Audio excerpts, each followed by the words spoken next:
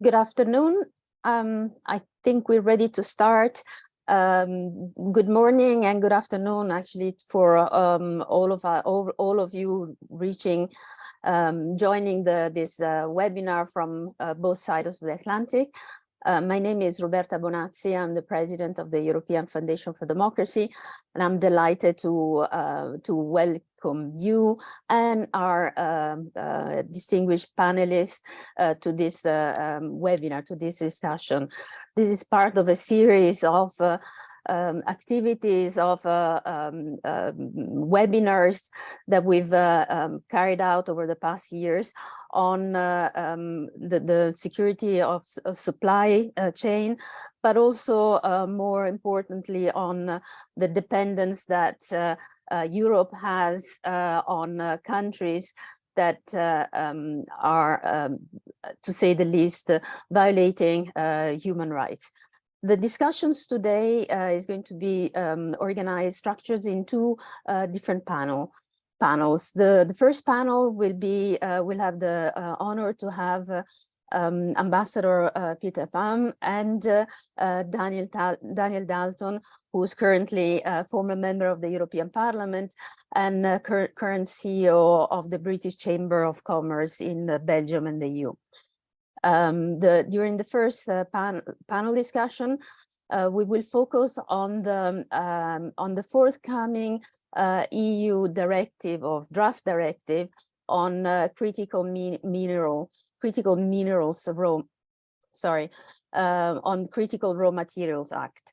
It's indeed a very welcome initiative from the European Commission, for which we probably have a number of suggestions to strengthen and improve the current approach.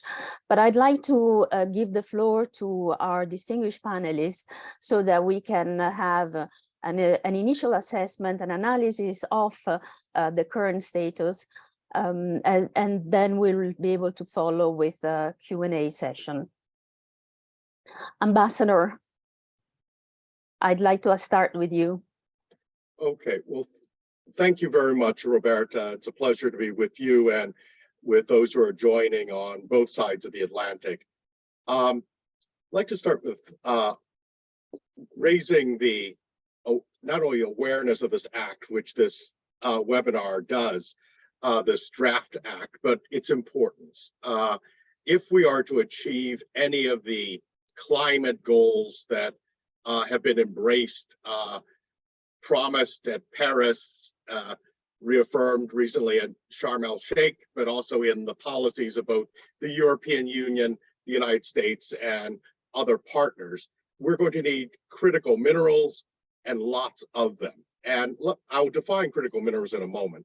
But let me begin by saying it's not enough to say we need these materials, but we need secure supply chains of these materials, which is the point behind the European Critical Raw Materials Act, to de-risk the supply chains for Europe, an exercise that we in the United States have undertaken as well, because currently, alas, certain countries, and one in particular, have a stranglehold on these supply chains. If one looks at rare earth elements, China produces roughly 2/3 of the rare earths on the planet. That's a question of geology and exploitable mines. But in terms of processing, mainland China processes over 85% of the world's rare earth. Other critical minerals, elements, cobalt, which we all know about, and the importance for electrification, decarbonization. Although about 70% of the world's cobalt originates currently from the Democratic Republic of the Congo,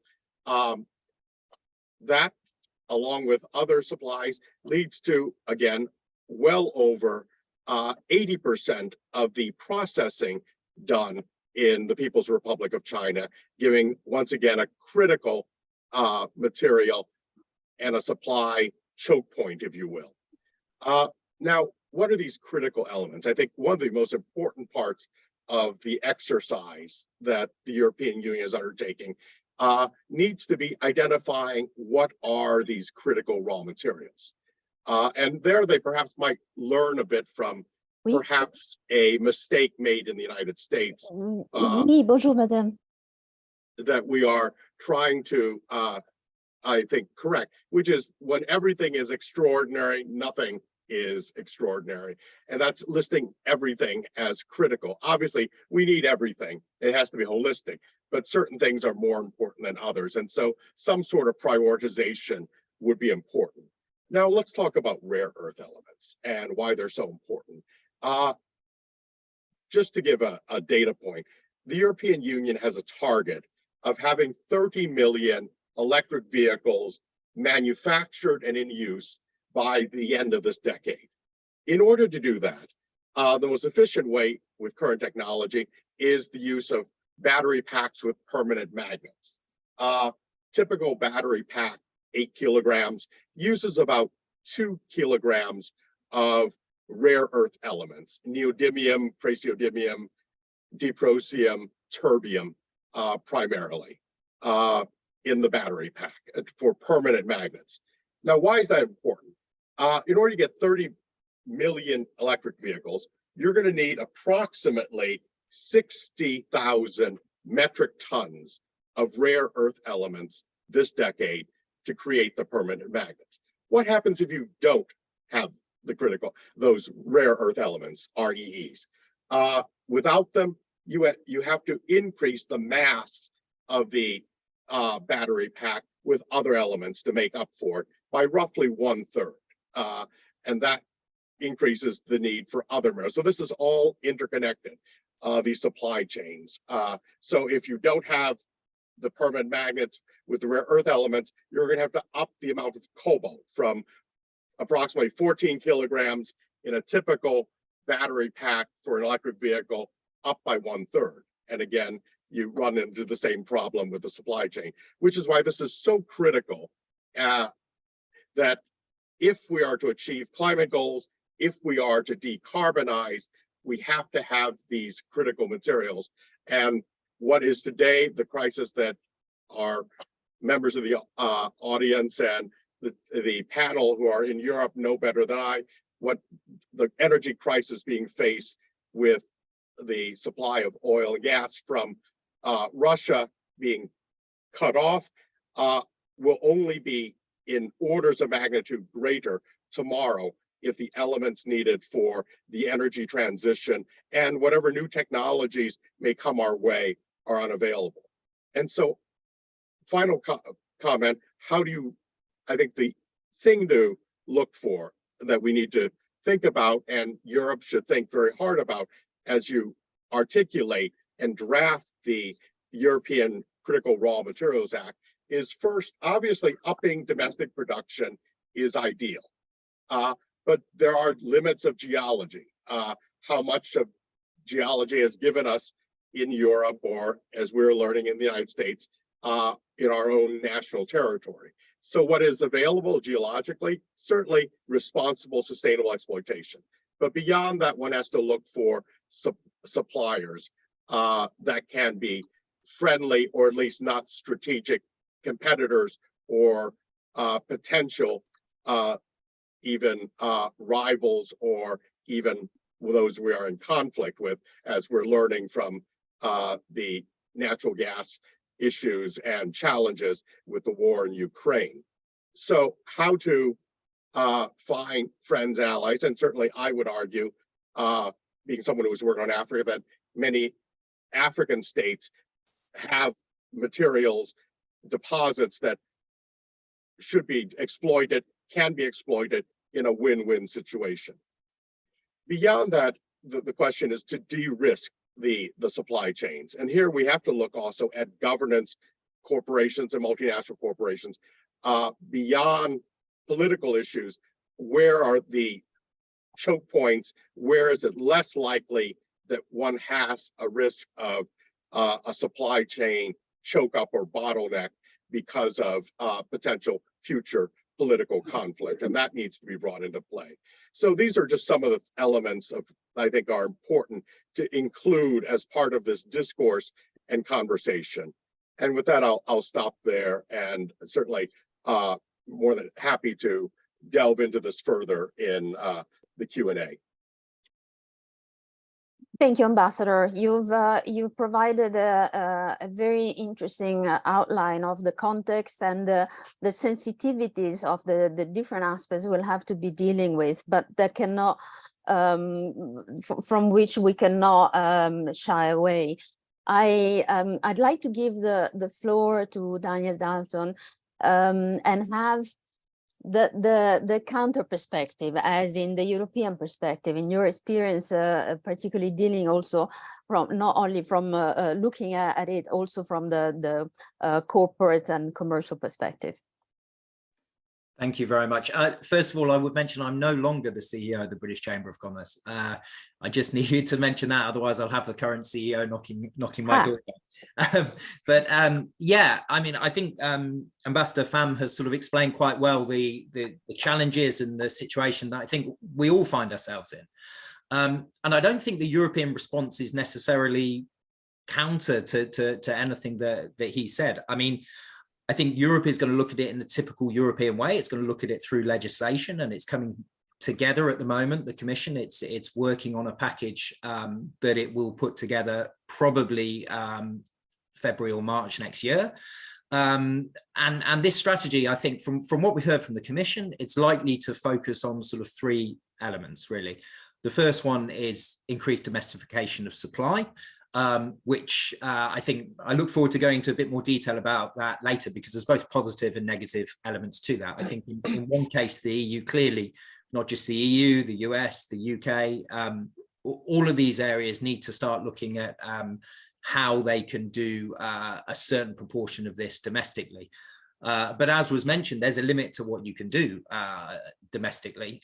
Europe is generally quite keen to try and domesticate all of its industry wherever it can. But in this case, it certainly there's a very big justification to try and do that. And the second part of it is, of course, trying to secure a supply chain that is less focused on particularly one country in the world, which potentially, as was mentioned, could be a rival, where is already a strategic rival, and you know, that situation could develop further in the years to come. So clearly, from a strategic perspective, both Europe and the West in general are in a slightly risky situation, relying to the extent they do at the moment. So I think that's the second side of it, trying to make that supply chain more secure, less focused on one country, more developed around the rest of the world. The third element, which I think is probably more unique to the EU, is looking at how this fits into the green transition in general. So trying to create a sort of sustainable transition, looking at things like recycling, to try and, you know, make sure that you get the most out of the raw materials that you've already got in the system, which again is generally pretty consistent with the legislative approach that Europe takes to most of these issues. Now, I don't think any of these will be particularly controversial in the European institutions, to be honest. I think there'll be a broad support for most of those. Where it gets a little bit trickier, I think, is, you know, one of the areas where Europe struggled is certainly in terms of getting permits for mining operations within Europe itself. In some member states, it can take many years, even decades, to try and get these permits. And so there is a bit of a, you know, impetus here to also that the Commission is looking at to try and speed up those projects around Europe. But that contradicts a little bit with the Green Deal priorities that the Commission has as well. So I think in that perspective as well, that's where you'll see a little bit of interest and potentially conflict within the European institutions about how that develops. So, I mean, in general, I don't think the European approach is really any different to the approach that we're seeing in the US. One sort of point I would maybe end on before we go into the Q&A is I do get a little bit concerned about this sort of focus on domestic supply all the time. Now, of course, there's a big element here for the US, for the EU, for the UK to all try and have more domestic supply. But on the other hand, domestic supply isn't always the best way to approach these issues, particularly if you're not blessed in the raw materials or the resources yourself. And I think we've got to be a little bit careful here, because there's actually an opportunity for the West as a whole. You know, these are geostrategically important resources. We all face the same challenge. The big problem, of course, is most of these resources are in China. How do we wean the West off this reliance on China in this area? Is this not an opportunity for the West, if you like, to come together and work together on what is strategic resources? Could we start using this, for example, as one of the ways to build more of an economic alliance, linking the sort of Atlantic Western alliances that we already have with regards to security and military alliances? And I think, unfortunately, we're not going in that way. You see the action that's already been taken in the US with the Inflation Reduction Act. You begin to see, I think, that the US, the EU, and to a certain extent the UK as well, are all looking about how they do it themselves. And I think that's not the best approach. I think we should be trying, amongst these liberal democracies at least, to try and use this as a way that we can work together, which will, of course, better and make it better able for all of these areas to deal with it. So I'll leave it at that, but I'm looking forward also to going into more detail in the Q&A. Thank you, Daniel, for your perspective. As I'd like to, I didn't mention it at the beginning, I think we're all very familiar to the use of Zoom. Now that we're entering the Q&A sessions, please, to the participants, just feel free to write your questions. You can use the Q&A icon at the bottom of the page. And before, I'd like to start with a question directly to you, Daniel, because it's linked to one of your final comments, and I thought very interesting what you said, that the EU, one of the challenges in the EU is for companies to receive mining permits in relevant countries. Do you see this as just European sloppiness, or national in this case? Do you see like interference from external actors? And I don't want to go into conspiracy theories, absolutely, but one of the elements that we've all becoming very aware is the way countries like China are interfering within decision-making processes or in Europe. Yeah, I mean, it's a difficult one to answer with any certainty, because I guess none of this sort of, you know, is clear. I mean, generally, from what I see, the reason why these projects don't get signed off quickly is because of, you know, often traditional democratic concerns about environmental issues in local areas, NIMBYism, if you like, and the trade-off between industrial benefit or national benefit against potential environmental harm in a small area. Now, that sort of narrative, of course, can easily be hijacked or taken advantage of by actors outside, whether it's, I mean, and we have seen in other cases quite clear evidence of the Russians doing that. I suspect it's not beyond the realms of possibility that the Chinese are also involved in that. However, I'm not sure, in certainly my experience, that necessarily would make a difference. I don't think that's the reason why these projects are not getting signed off. I mean, generally, and we see it in the UK as well on a variety of projects, you know, where the project is going to be and the local area where that is going to be is always controversial in a democracy. In our advanced democracies, local populations are already always going to create a group that is going to push against that. I think that's clear. The question here, how can you overcome that?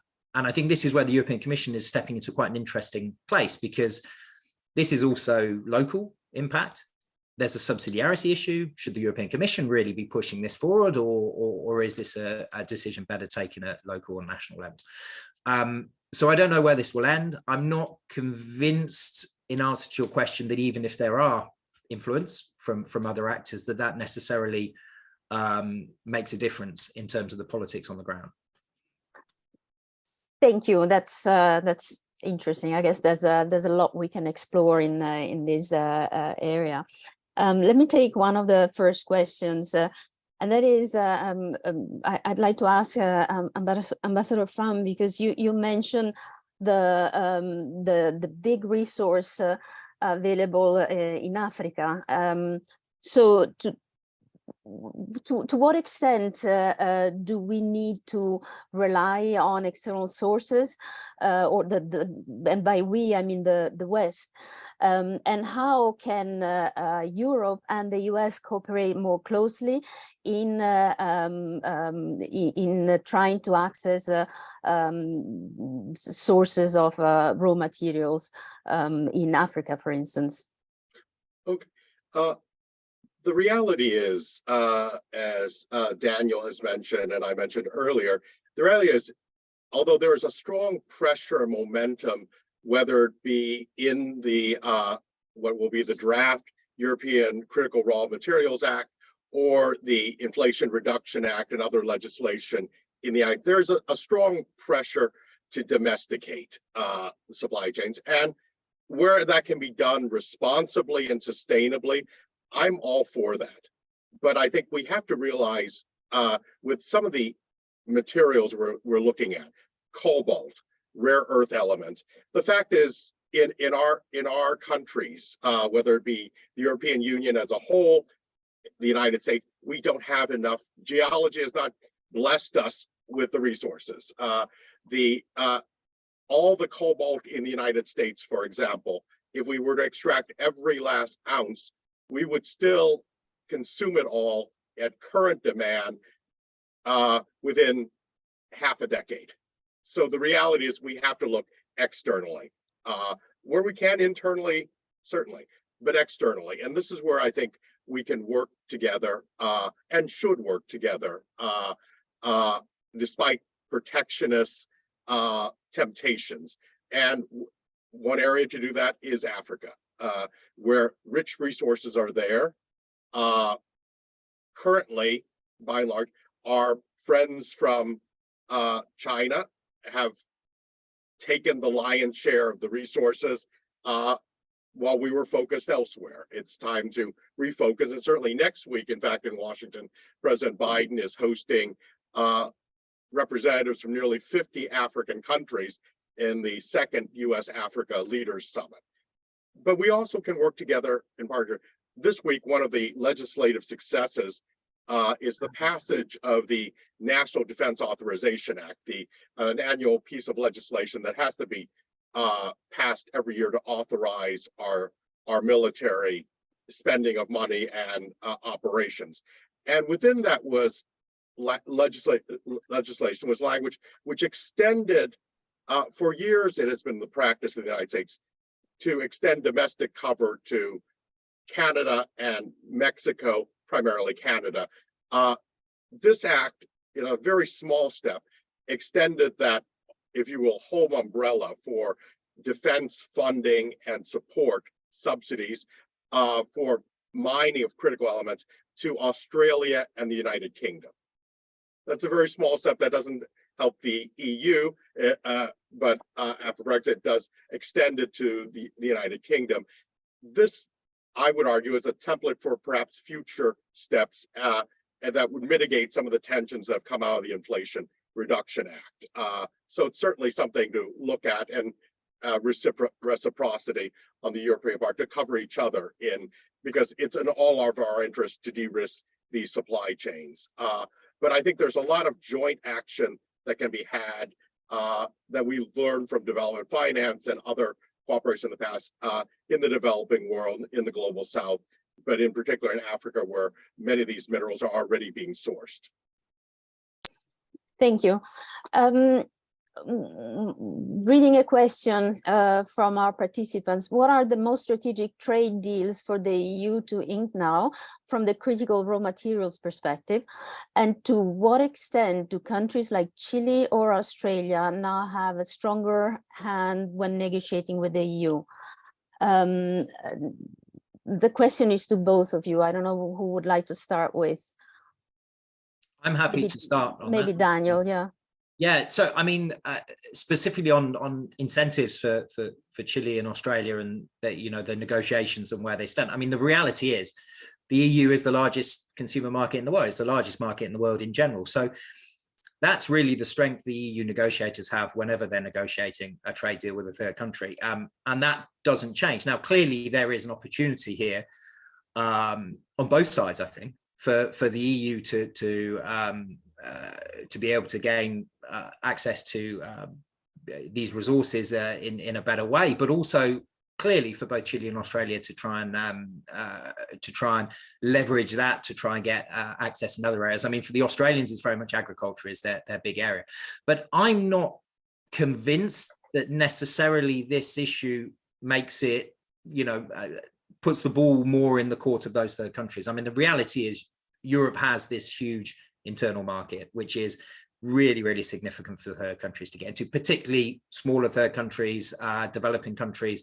They're all very, very keen to get into the EU. So I think there's an opportunity here for both sides to be able to work on that. I mean, and the question of whether trade deals can be used as a leverage to try and ensure the EU can get better access towards these raw materials. Well, I mean, clearly anything that can reduce the friction and the barriers to trade would be a good thing for Europe, and in my opinion is an absolute necessity in this area, where it is uniquely an area where the EU is completely reliant really on resources coming from outside the EU, and even refining and processing facilities in the EU are very, very small. So I think that is a real benefit. Just one point on trade deals in general that I would like to make on this is, generally across the board in trade deals, the EU has tended to source raw materials and process them in Europe.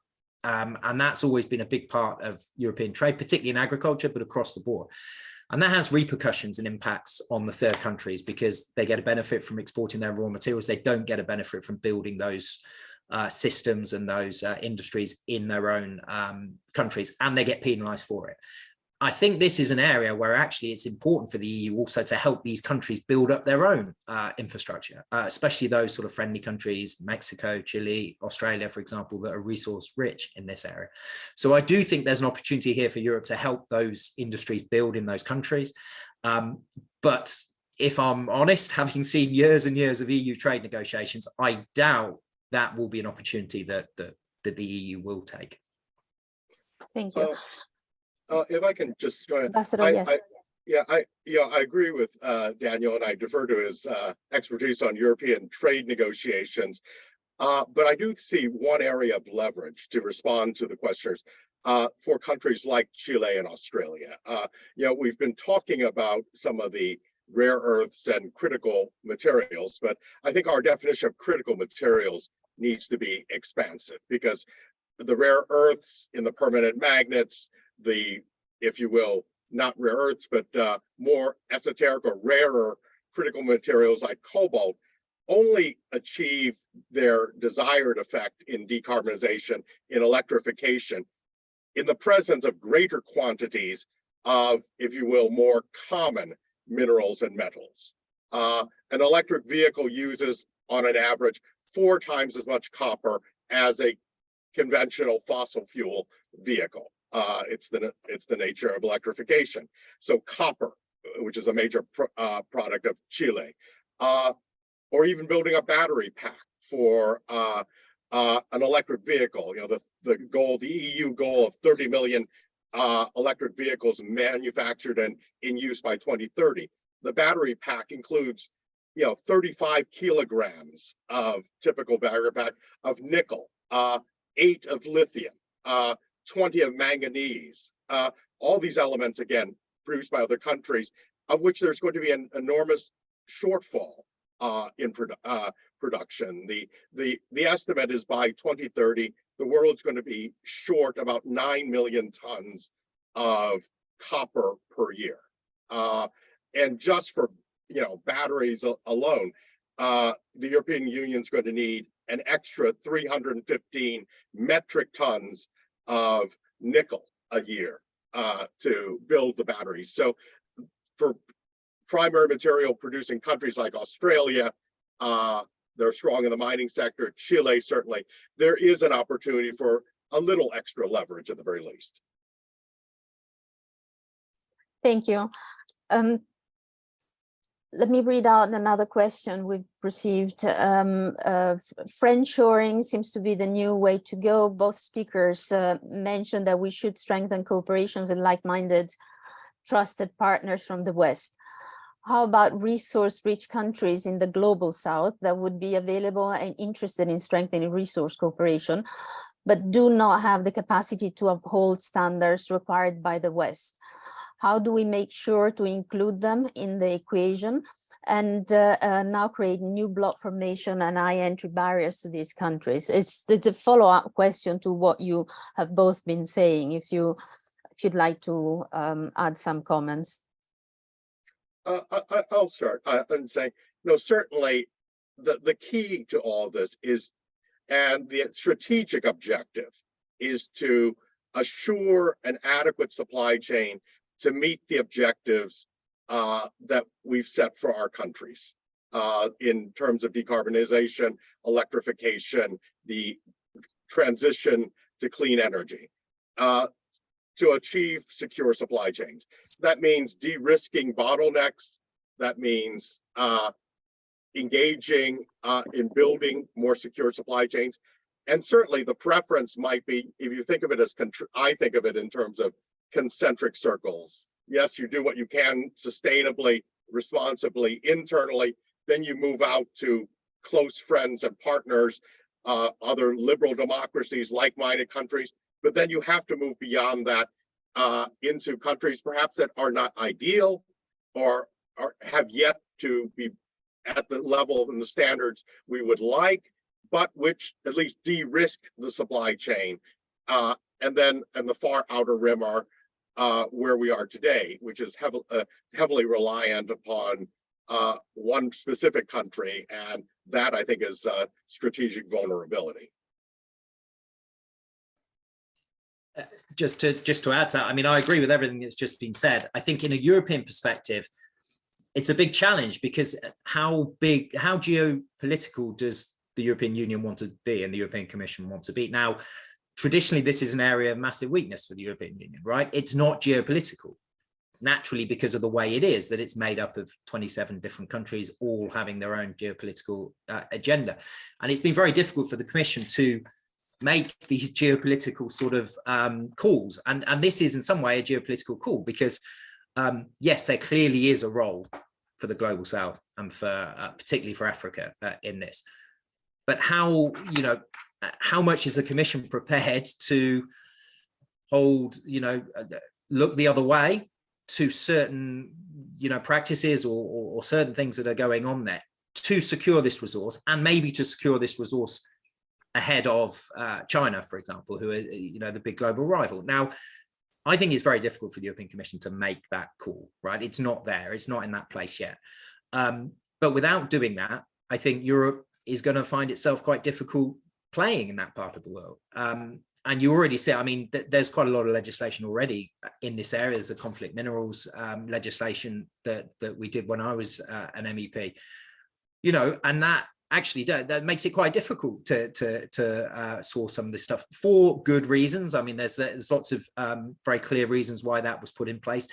There's a whole due diligence piece of legislation coming in at the moment, and a series of the due diligence legislation, which will make it very difficult for European companies that don't know exactly what's going on in their supply chain across the board to be able to source from particularly from Africa. So I think it's not an area where I think Europe is going to naturally be able to deal with it. But at some stage, the Commission needs to have a geopolitical outlook, and when it does, then hopefully you'll see a better position. Thank you. It's it looks quite dark. The situation looks quite dark, I hear a lot of pessimism in a way in terms of Europe or the West being able to cut dependence on China certainly in the short term. So the one is, I don't know if I'm correct, maybe you can confirm, but the other one is to what extent and how can we increase cooperation among liberal democracies, because that's what I realize, and I hear what you said, Daniel. We have the EU and the member states, each individual member states with their own geopolitical agendas and priorities. But how can we make sure that then both Europe as a whole and the United States, as well as Australia and other liberal democracies, are really able to join forces and operate as a closer bloc? What are the obstacles that you may see? Yeah, I mean, the first sort of challenge with this, I think, is psychological. I think we need to stop thinking immediately when we face this sort of type of geopolitical economic challenge, right? Because it's an economic challenge, but it's also geopolitical and geostrategic, because if the one country that dominated these resources was a friendly country, you know, we wouldn't have the issue. The reason why there's a problem is because of geopolitical concerns, right? So to me, first of all, the natural knee jerk of this is each country goes into itself and is like, let's secure this domestic production, which we talked about. You see in the US, you see in the EU. To me, first of all, it's getting over that. It's trying to demonstrate that actually, particularly in areas like this, where if Europe fails in this race, it's also of huge significance problems for the US, right? Similarly, the other way around, if the US fails. We're completely symbiotic in this. We have the same interests, and therefore, and we have already these links. So the ambassador was just mentioning about this situation in the US, which has been extended to Australia and the UK, ostensibly because in geopolitical terms, the way I would read this is these are close allied countries to the US from a geopolitical perspective. So therefore, there's trust from an economic perspective. Can we not extend that trust to the European Union? I think that's really important, but I think the European Union also needs to do some work on that. It needs to be extending that trust the other way. Same with Australia, same with these other countries where we have defense agreements. So Japan, for example, I think there's, I know they're not producing much in the way of minerals, but they're going to be facing with similar issues. So to me, it's about linking these democracies that way, but you've got to get over the inbuilt feeling that the first way to protect yourself is to go domestic. Let's do it ourselves, because in every aspect of trade, that is always counterproductive, and we have seen that throughout history. So to me, that would be the way, and there's no easy answer to it, but that would be the way to get over. Just one quick extra point on this to your question as well. We've also got it also depends what the intentions of China are in the long term and where they are going to go, because at the moment, China is relatively comfortable exporting these resources, and it also relies in that economic relationship with the West. And China itself is not a monolith. It's not so strong that it is immune to any potential economic challenges itself. And so I do think the future will also depend on where China goes, both geostrategically, but also economically. And I think sometimes we kid ourselves in the West that we think China is far stronger than it actually is, particularly in Europe. I think actually there's also interest from the Chinese point of view to try and keep these relationships, economic relationships going as well. Yeah, very interesting point you're making, because the other question that we have is, can China easily replace us as customers and go to others who are willing to buy without asking questions any of their raw materials or products?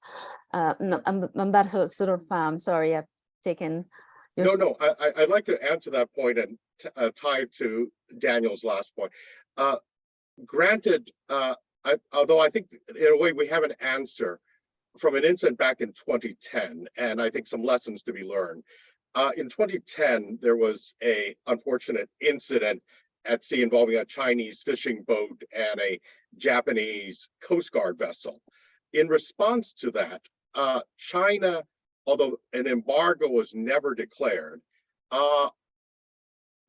mirabile dictu, all the Chinese suppliers of rare earth elements cut off Japanese industry for about a year, putting severe constraints on that industry. So we have a test case of the willingness to use use the economic monopoly power. Now, the Japanese took a lesson away from that. I think it's a lesson that Europe and the United States could learn from.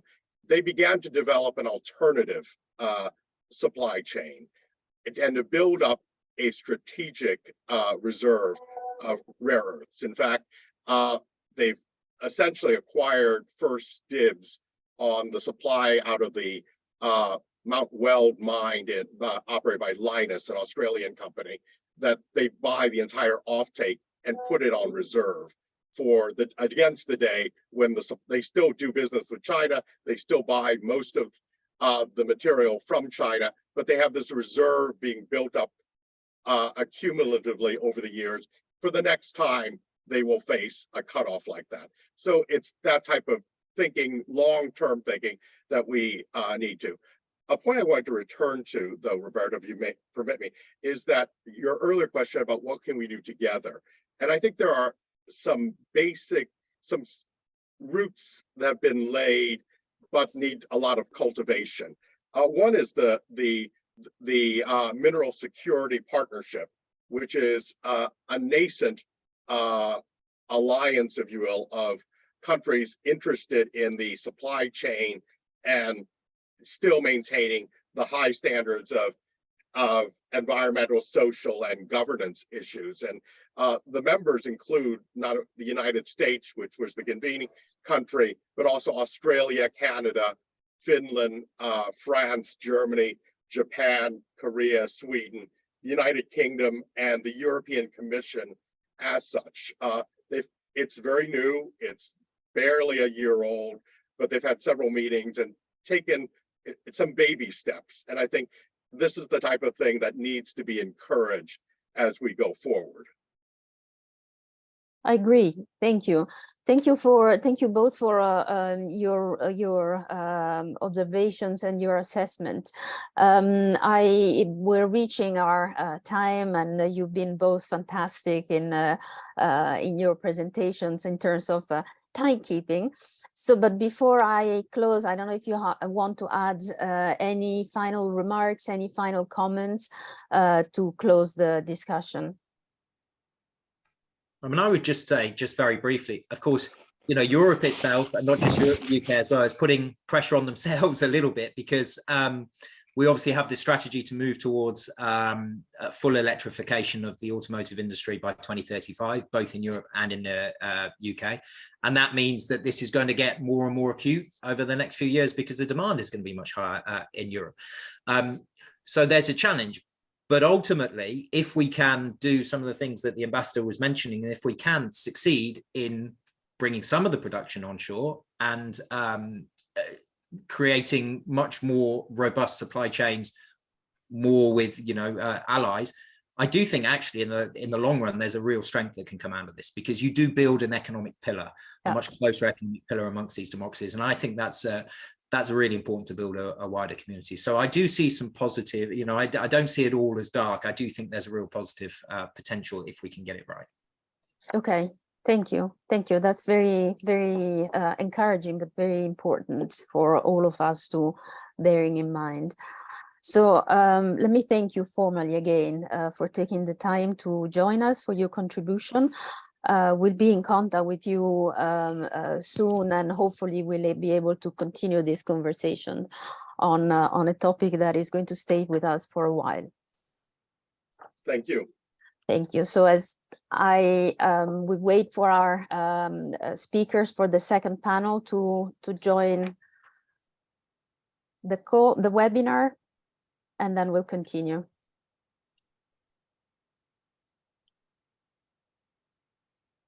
Hello.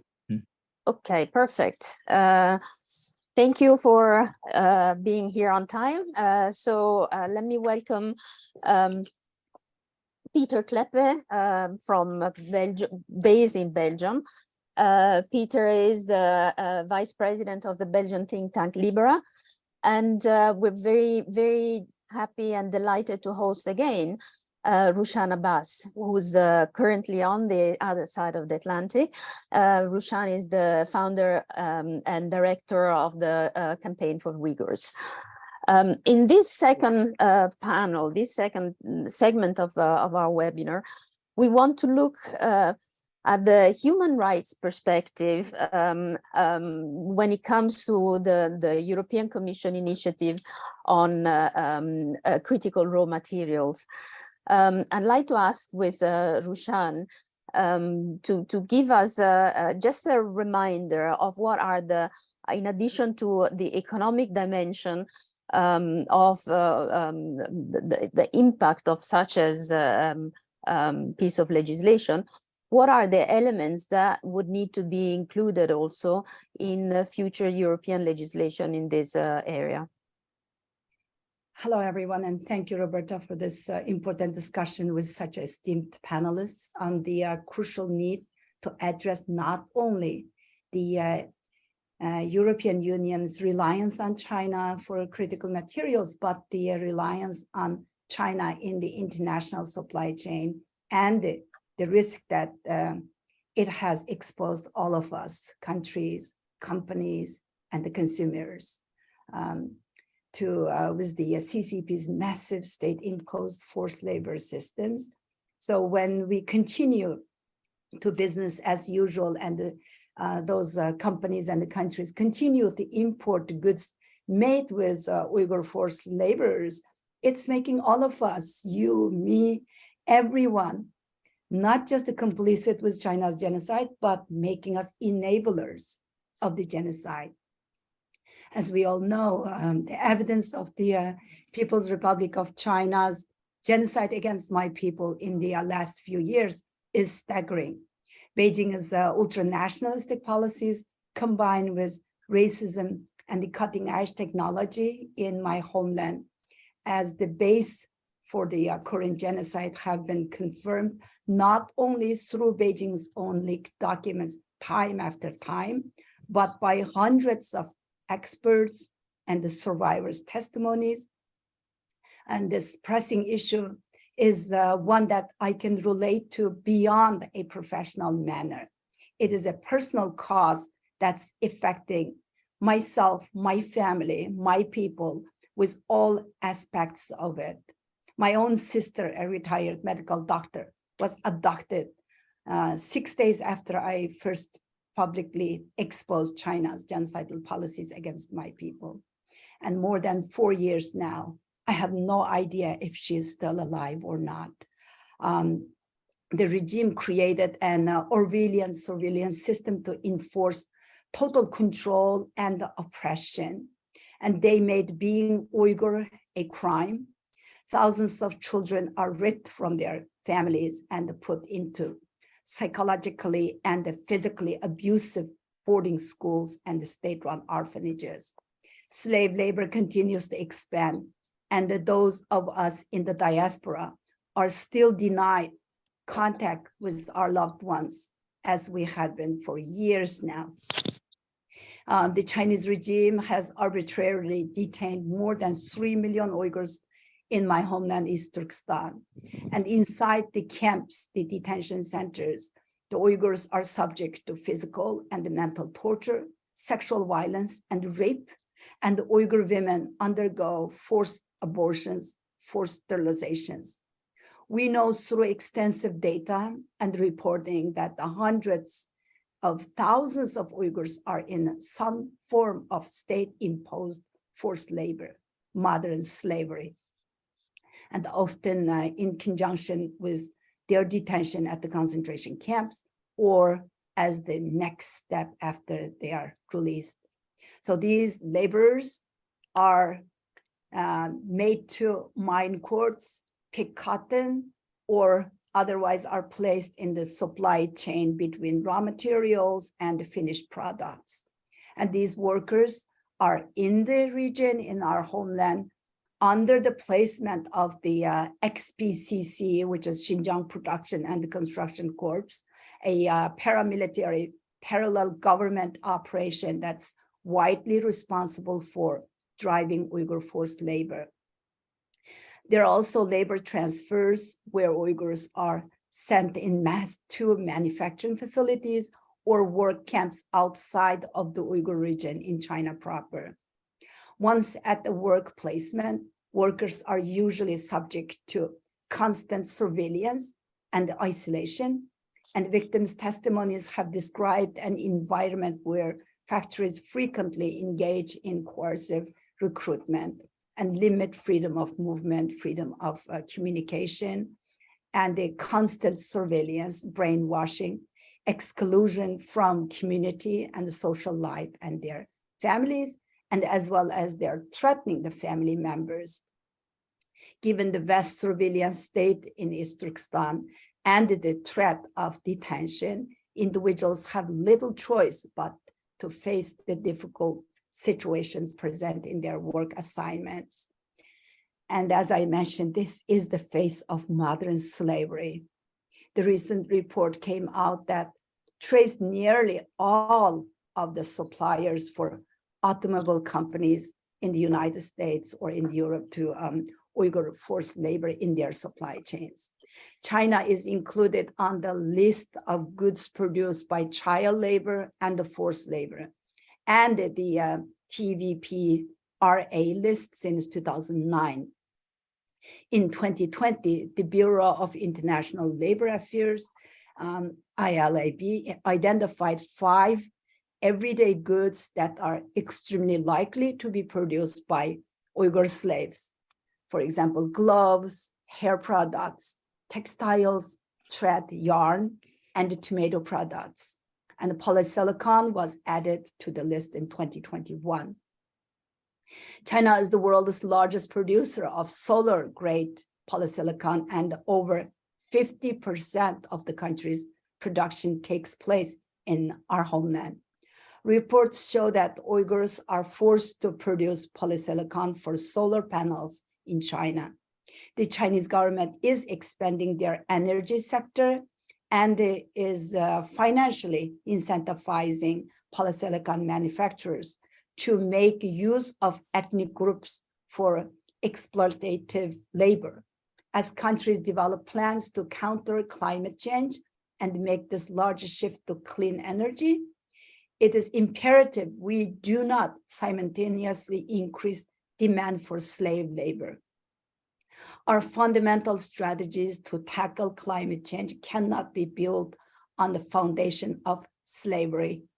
The European Union's dependence on China for critical raw materials is first an issue of human rights, and the second, a grave threat to national security.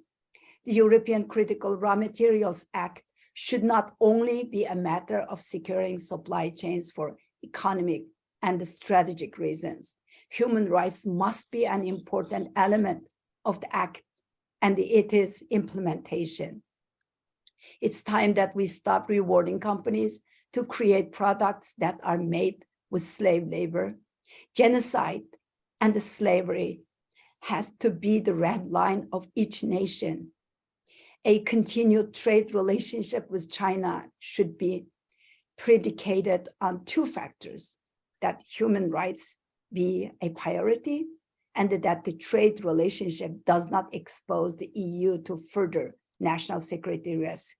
The reality is that the CCP is an authoritarian regime that will use its economic influence and the leverage to gain advantage over Western nations.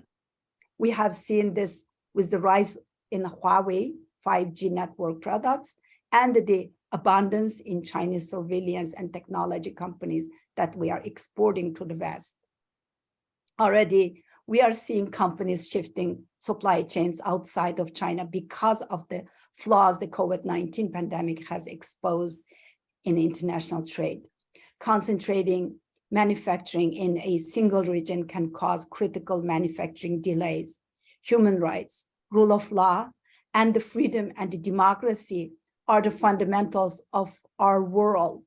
And over the last few decades, we have seen an erosion in those values globally. Autocrats and authoritarians have taken every chance to weaken the democracy and strengthen their grip. Both Russia and China refuse to act in good faith at the negotiating table, and yet are continuously threatening continuously treated as legitimate partners. We have seen where that has led. War in Ukraine as Putin launches missiles after missiles. The CCP is an authoritarian regime, make no mistakes. And despite their economic rise, it has failed to liberalize as so many predicted. Instead, it has taken its newfound power and flexed it in its sphere of influence, threatening neighbors and consolidating power. Threats of retaliation and the sanctions against European elected officials and the threatening to seize trade with countries that dare to speak out against their human rights abuses and the genocide. The Uyghur genocide does not exist in a vacuum. This genocide is prevalent in every major existential threat that we are facing today. The EU must consider not only its own future, but the future of the free world. It must recognize that trade with China comes at the cost of Uyghur lives and the cost of the values that the Western democracies and the Europeans hold most dear. If the EU refuses to deal with illiberal nations and their attempts to at the total control, it's our children and grandchildren will reap that we have sowed. Recently, I heard someone saying that if we don't end the dictatorships will end us. So we need to wake up. And this is our last chance to hold China accountable. Thank you. Thank you, Rushan. I couldn't agree more with you and with your last comments. If we don't win against dictators, they will destroy us. And on these notes, I'd like to ask Pieter to comment on this, on the current legislation and initiative and the overall context. Pieter. Thank you, Roberta, and thank you for all the interesting previous commentators. So I remember when the main concern with China was that was copyright and the fact that China was stealing innovation from Western investors. And of course, today the situation is quite different, so to speak. We have the Uyghur issue. A massive number of people being imprisoned. I mean, that's bad enough. On top of that, this whole sort of concentration camp structure is being activated economically, ending up in the supply chains of the many products and services that we use in the rest of the world, not just in the West. And then, of course, we have had the COVID pandemic, which has shown that for certain things we are actually dependent on China, and there are things that sort of are of geostrategical importance that we perhaps should make sure somehow to no longer be dependent on China or authoritarian-led countries in general. And of course, now we have a massive energy crisis, lack of fossil fuels, especially in Western Europe, and this is also forcing a rethink to the relationship with authoritarian-led countries, mostly China.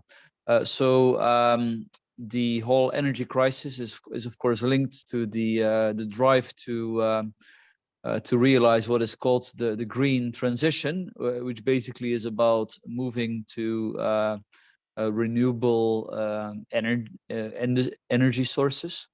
Now, Rushan, she mentioned how actually also this renewable energy investment is infected by the problem that many solar panels are produced in by these forced labor structures, by slaves, really. I mean, do we want to subsidize that? I don't think so.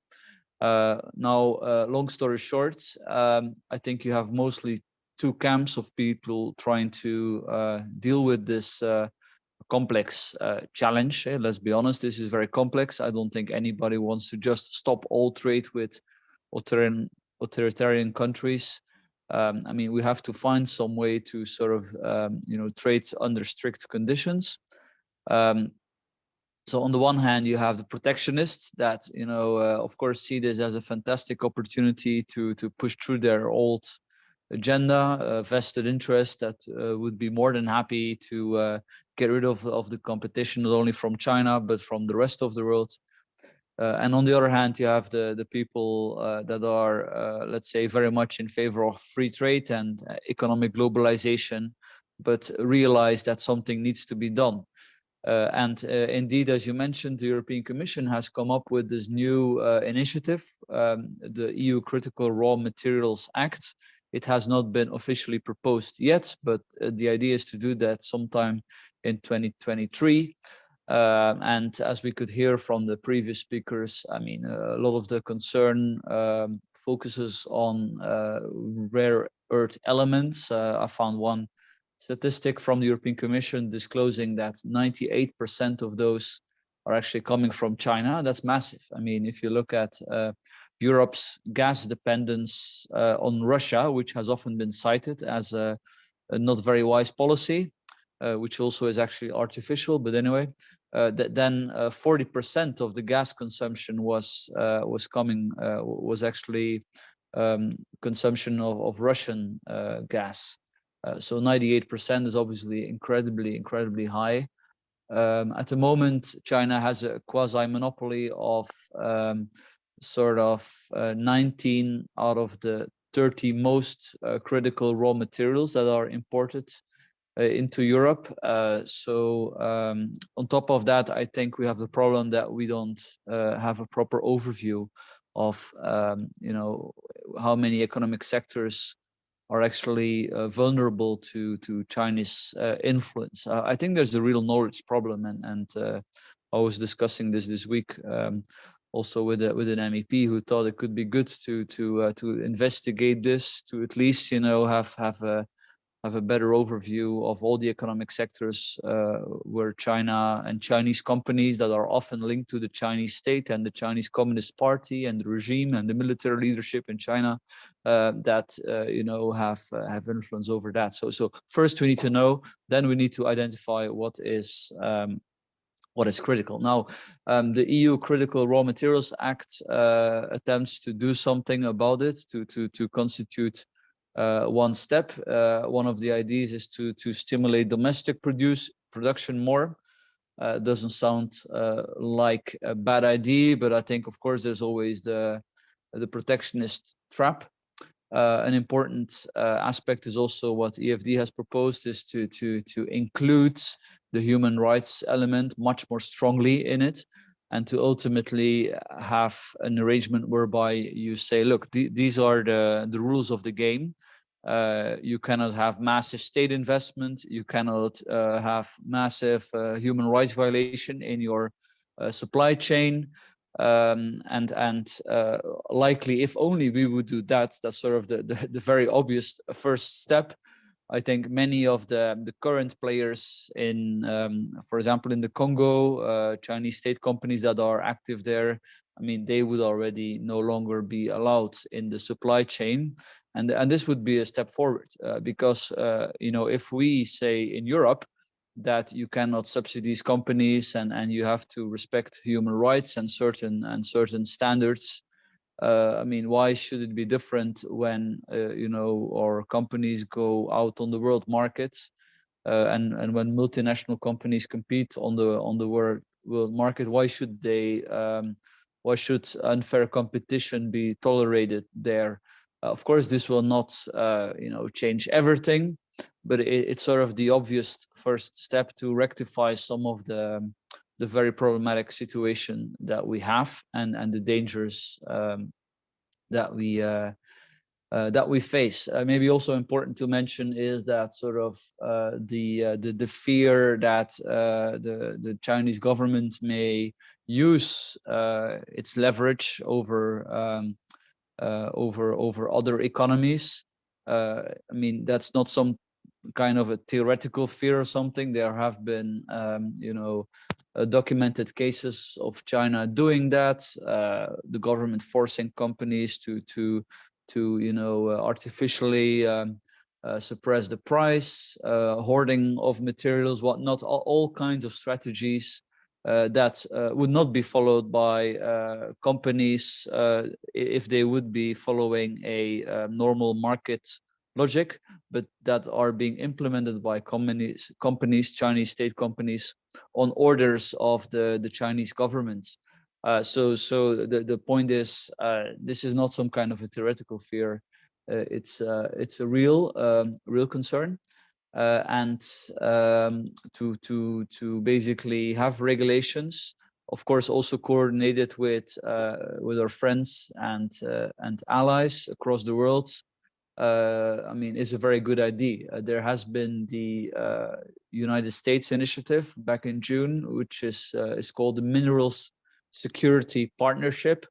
And this includes Australia, Canada, a number of European countries, also the European Commission, South Korea, the UK, of course. And the idea and the goal is to ensure that critical minerals are produced, processed, and recycled in a manner that supports the abilities of countries to realize the full economic development benefit of their geological endowment. So the idea here is to say, look, at least amongst each other, we can already sort of create a framework to lift up the standards. Of course, opponents will say, well, there are critical earth materials or certain products that we will need to have from China in case we want to pursue, for example, the transition to electrical cars and specifically the batteries that are needed for that. And that is, of course, that may be true. I don't think we can say that. It's often much more difficult to make these kind of predictions how like industry will go about.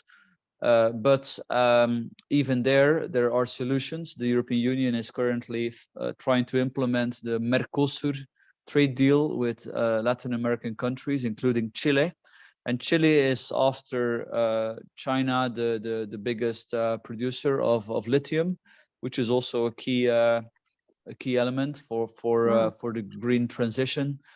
So just to say that if you want geostrategical strategy, the answer is not always, or is not protectionism, but is often actually free trade. Implement the Mercosur trade deal. That's actually a priority of the incoming Swedish presidency. And this will be yet another small step towards, you know, offering an alternative to Chinese crony state capitalism. So I'll leave it there, and I'll happily take any questions. Thank you. Thank you, Pieter. Thank you, Rushan, for the very comprehensive description, assessment you've made.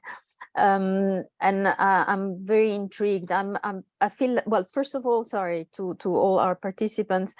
As with the previous panel, feel free to write your questions in the Q&A using the Q&A function of Zoom.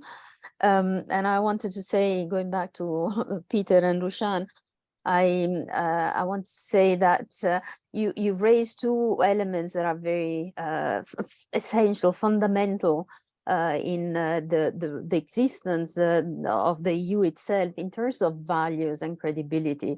On one hand is human rights, the way, Rushan, you just outlined, and how they're being violated specifically by China, as well as free markets, as one of the forces that seek to counter protectionism as such.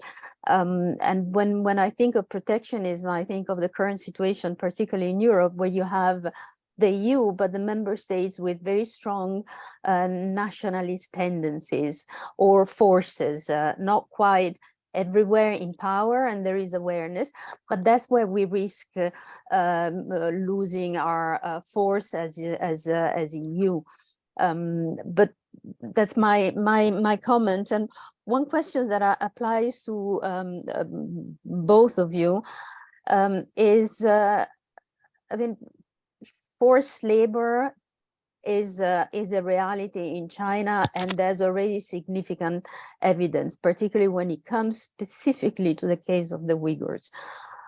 But China is active in other regions, in Africa in particular, in Asia, but also in Africa. Are they using forced labor in these countries too? And if so, how should the EU respond? What kind of criteria, what kind of standards measures can be introduced?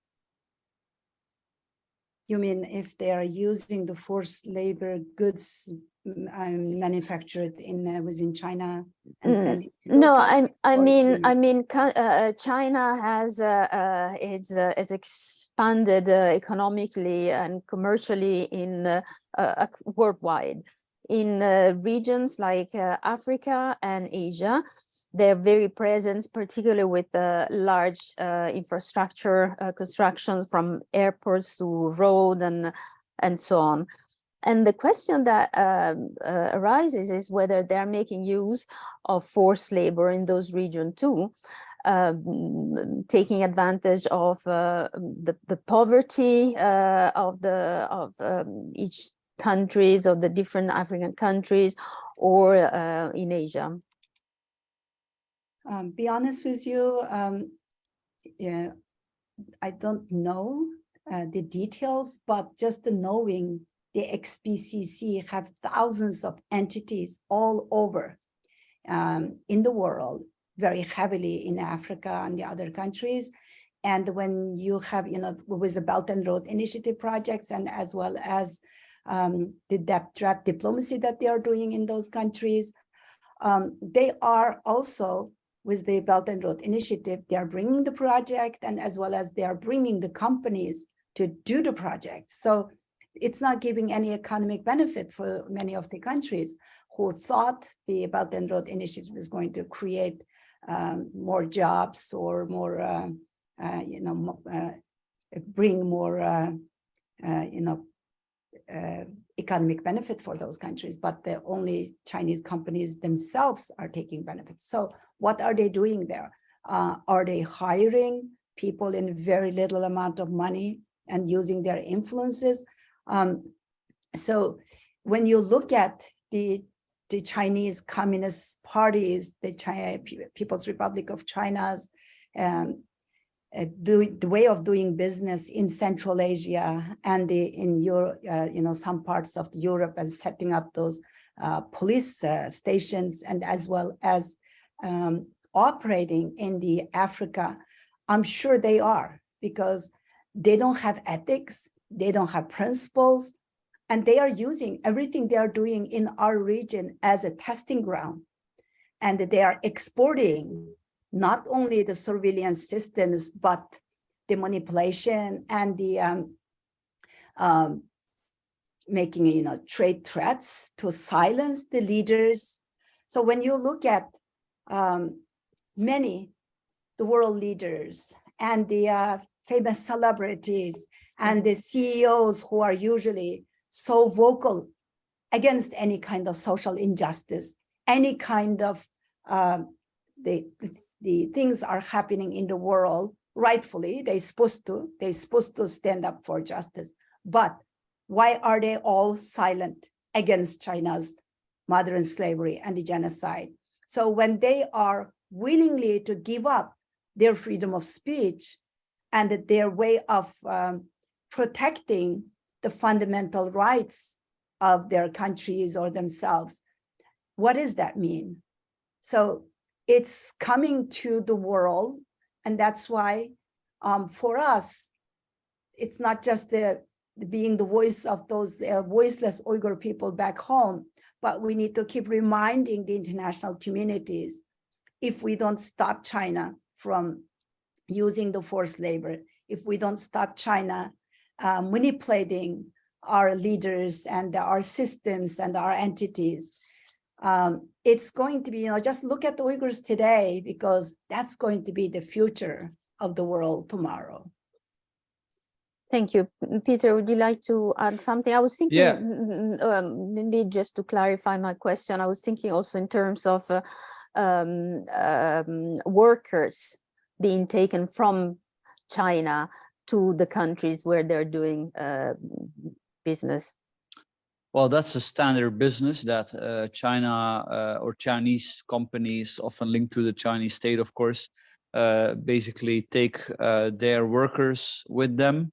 And one of the concerns in African countries that you often hear is that, that these big investments do not always sufficiently profit the locals because the workers are often Chinese. I was investigating this, and last in July there was a hearing in U.S. Congress on the topic of children being exploited in the cobalt mining industry in the Congo, in the Democratic Republic of the Congo, where there are clear links with Chinese state companies. I mean, it would be weird if not, because 83% of cobalt in China comes from the Democratic Republic of the Congo.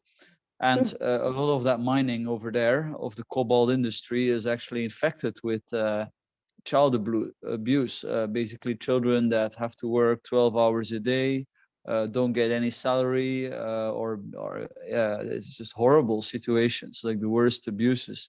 With, at least according to the civil rights attorney that was speaking at the US Congress, with clear links to Chinese state companies. And this is in July of this year. If you look, it's been going on for a year. I mean, at one point, Apple and Google were named also. That was already 3 years ago in a US lawsuit over a Congolese child cobalt mining debt. So it's a bit of I think also a problem that companies do not always know what's going on in their supply chain. I think it's good that this new legislation in the EU tries to root this out. Maybe one criticism I have is that it's way too broad. The EU is trying to not just focus on the real big problems like child labor on a massive scale, 40,000 Congolese children, that's massive, right? But they're linking it to all kinds of other things. They want, they're overburdening companies, and I'm afraid that if you do it in a non-targeted way, if you try to basically impose European regulations and policy choices to the rest of the world, you're not going to end you're not going to have any success. It's much better to focus on the real abuses, the worst things like child labor, forced slavery, forced labor, slavery in supply chains with China. I think that should be the priority. I think we can make progress, because also, like, it's not that like a lot of these Chinese state companies have acquired an economic position also because of the fact that these abuses have been tolerated for far too long. So apart from the human rights of the people outside of Europe that are the victim of this, also our own European industry is the victim, because they are unfairly competing with state companies, getting state subsidies and engaging in these very dodgy practices. So it's good that we have some awareness of this, and that regulatory action is taken. Yeah, you raise very important points, and there's such a close connection between called the Critical Raw Materials Act and the current draft directive on due diligence of the supply chain. Yes. Which and I agree with you with the fact that the constant risk for European companies to face to deal with unfair competition and face companies or entire sectors that are advantage in all forms. Let me, as we get close to the conclusion of the webinar, I'd like to read out a question. Doing business with only democratic countries would be ideal. However, this is not realistic. We need other countries for gas, oil, critical minerals. How should we deal with this? So it's a big question, and partly you already touched on these points in your previous remarks. If we were to conclude your remarks, your assessment while replying to this question, what would you highlight as the top actions, or let's call them 1 to 3? Again, As in, I'm Rushan? sorry. Yes, for Europe, again, I just want to remind the history, what happened during the World War II, when Nazi Germany was conducting the Holocaust and sending the Jewish people there and making them to work as forced laborers. The entire Europe continued to do business with Nazi Germany and enabled Nazi Germany's economy to murder more people. And then later they claimed the ignorance and they said information flow was too slow and they didn't know it. Also, they knew what was going on.